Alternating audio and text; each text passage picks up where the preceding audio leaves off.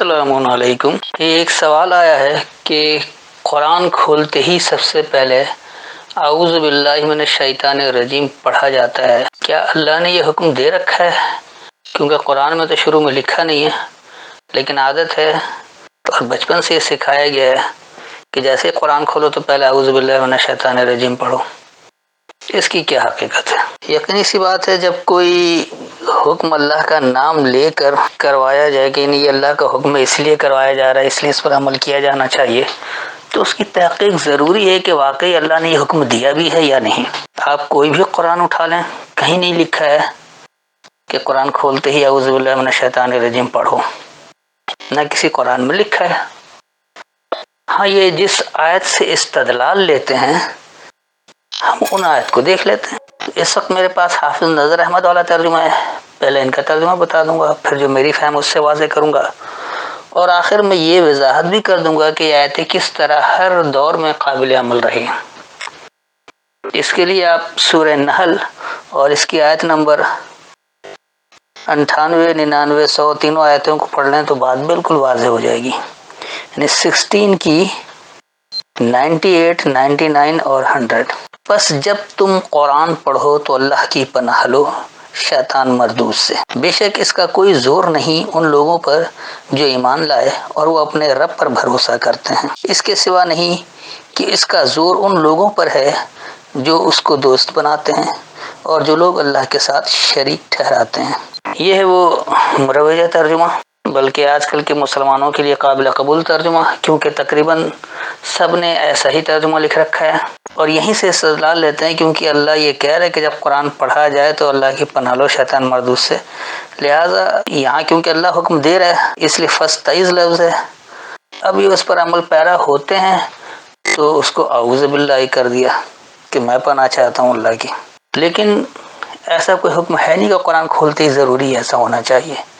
یہاں سمجھنا یہ پڑے گا کہ اللہ ایسا حکم کیوں دے رہا ہے، کس وجہ سے دے رہا ہے، اس کے مقاصد کیا ہیں، اس کے غرض و غایت کیا ہے۔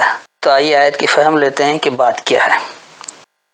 فَإِذَا، پس جب، قرأت القرآن، تم القرآن پڑھو، فاستعذ، پس تم پناہ چاہو، باللہ اللہ کی، من الشیطان الرجیم، روڑے اٹکانے والی سرکشی سے۔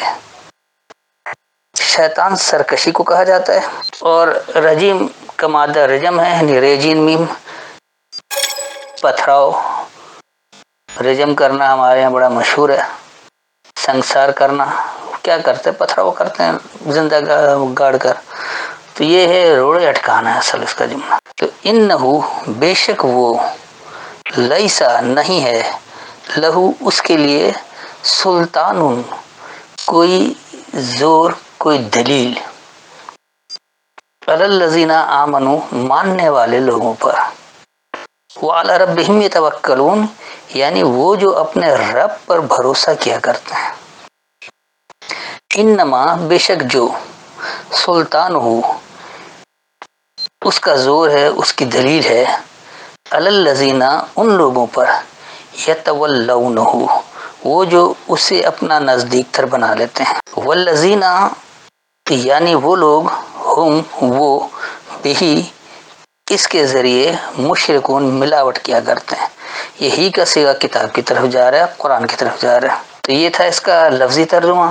اب میں آپ کو اس کا رواں ترجمہ بتا دیتا ہوں، پھر واضح کرتا ہوں کہ آیتیں کس طرح ہر دور میں قابل اتباع رہی ہے، قابل ہدایت ہے۔ بس جب تم القرآن پڑھو، بس تم روڑے اٹکانے والی سرکشی سے اللہ کی پناہ چاہو، بے شک وہ، اس کے لیے اس پر کوئی دلیل نہیں ہے ماننے والے لوگوں پر، یعنی وہ جو اپنے رب پر بھروسہ کیا کرتے ہیں، بے شک جو اس کی دلیل ہے، جو اس کا زور ہے ان لوگوں پر، وہ جو اسے اپنا نزدیک تر بناتے ہیں، یعنی وہ لوگ وہ اس کتاب کے ذریعے ملاوٹ کیا کرتے ہیں۔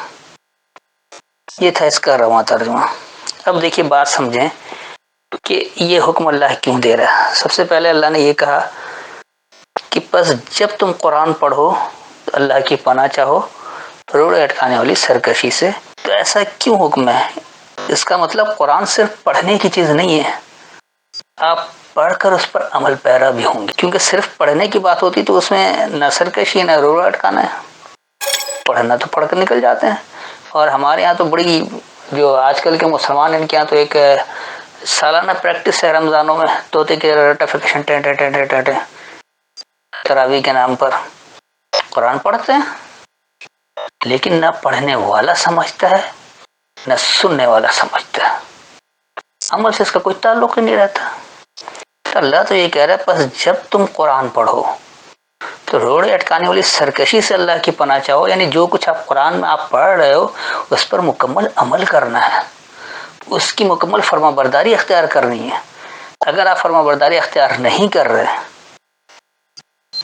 اور اگر آپ اس کو سمجھ نہیں رہے تو پھر آپ کیا کرو گے؟ یقینی سی بات ہے آپ روڑے اٹکانے والی سرکشی میں رہ جاؤ گے۔ سرکشی کا مطلب نافرمانی، ایک تو آپ نافرمانی کرو گے کیونکہ اللہ کے احکامات آپ کو سمجھ میں نہیں آ رہا ہے، اور جو لوگ عمل کر رہے ہوں گے ان کے معاملے میں آپ ٹانگ اڑائیں گے، دوسروں کو اس سے روکیں گے، تو یہ ہے روڑا اٹکانا۔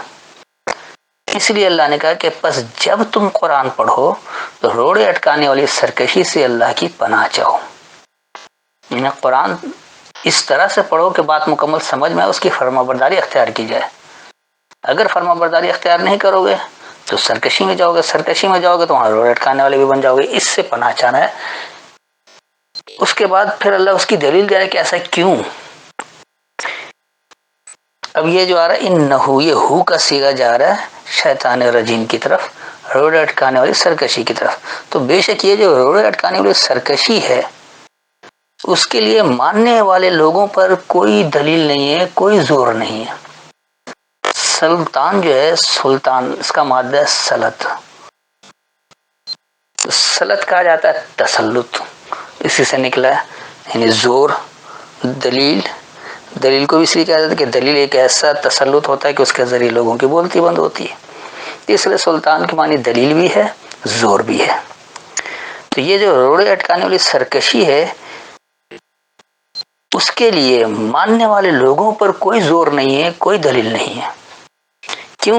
کہ وہ اپنے رب پر بھروسہ کیا کرتے ہیں، انہوں نے رب کو حکم سمجھا، رب نے حکم کے ساتھ اس کے نتائج بھی بتائے، تو جب اس کو سمجھ کر پڑھتے ہیں تو رب نے کیوں حکم دیا ہے اور اس کے مقاصد کیا ہے اس کا واضح علم ہو جاتا ہے، تو وہ لوگ اپنے رب پر بھروسہ کرتے ہیں۔ تو جو لوگ رب پر بھروسہ کر لیتے ہیں اور ماننے والے ہوتے ہیں تو ان پر روڑے اٹکانے والی سرکشوں کی کوئی دلیل نہیں بنتی ہے، کوئی ان کا زور نہیں چلتا ہے۔ اس کے بعد اللہ واضح کر رہا ہے کہ بے شک جو اس کا زور ہے، یعنی روڑے اٹکانے والے سرکشوں کا جو زور ہے، جو اس کی دلیل ہے، یہ ان لوگوں پر ہے جو اسے اپنا نزدیکی بناتے ہیں، یعنی وہ لوگ جو سرکشی میں آگے آگے ہوتے ہیں، جو اس میں روڑے اٹکاتے ہیں تو رکاوٹ بنتے ہیں، تو وہ لوگ اس کے ساتھ ہو جاتے ہیں۔ جو سرکشی اختیار کر لیتے ہیں، فرما برداری میں روڑے اٹکاتے ہیں، فرما برداری کے لیے روکتے ہیں، تو وہ لوگ دراصل اسے اپنا نزدیکی بنائے ہوتے ہیں، اسے اپنا دوست بنائے ہوئے ہوتے ہیں۔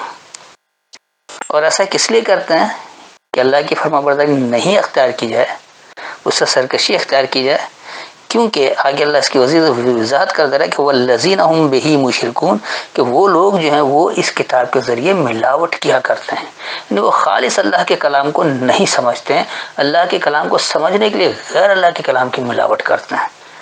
تو جو بھی ملاوٹ کرتا ہے اللہ کے کلام میں، غیر اللہ کے کلام کی ملاوٹ کرتا ہے، دراصل وہی لوگ ہیں جنہوں نے سرکش لوگوں کو اپنا نزدیکی بنا رکھا ہے، اور پھر وہ روڑے اٹکانے والی سرکشی اختیار کر لیتے ہیں اور اس کے زور کے تحت آ جاتے ہیں، اس کی دلیل کے تحت اس کے تابع بن جاتے ہیں۔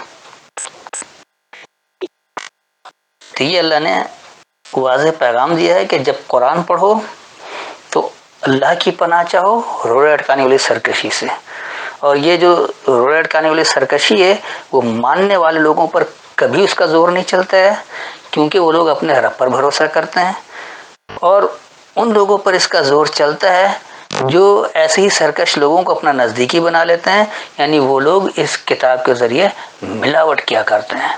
تو جو ملاوٹ کرتے ہیں وہی لوگ سرکش ہوتے ہیں، اور جو کتاب کے ساتھ ملاوٹ نہیں کرتے ہیں وہ سرکش ہو ہی نہیں سکتے. تو امید ہے وضاحت ہو گئی ہوگی. پھر بھی کوئی سوال ہو ذہن میں تو بعد میں پوچھ سکتے ہیں. السلام علیکم.